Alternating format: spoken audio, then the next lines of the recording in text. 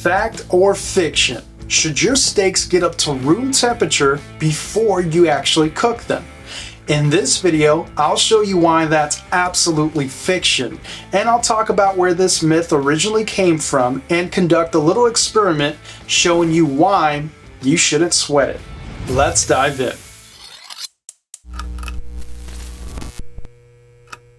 The idea behind this myth really came from two sources that kind of merged into one over the years through the funnels of the internet. The first was really addressing actual meat fibers and them tensing up if left cold and then subjected to heat, making them more chewy or tough. That's not really true for cold meat, but frozen meat is a different story, which brings me to the second source, which you probably already guessed it. Don't cook frozen meat. Absolutely never cook frozen solid meat. That for sure will give you uneven, chewy, tough meat and ruin a great steak.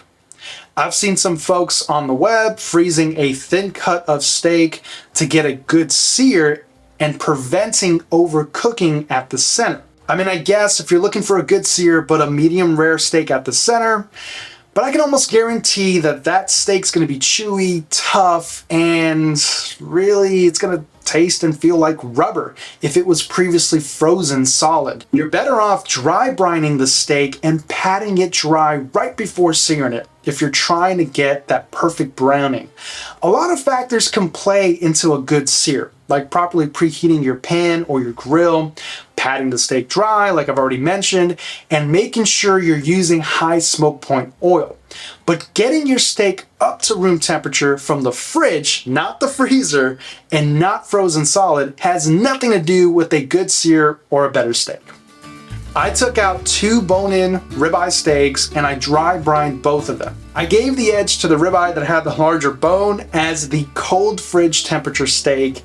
If this experiment was going to show a difference, that bone would be colder and impact the results or cause any variation, if any. So I left that steak in the fridge for the very last minute, and the other steak was taken out of the fridge for about 30 minutes and allowed to come up to temperature a bit.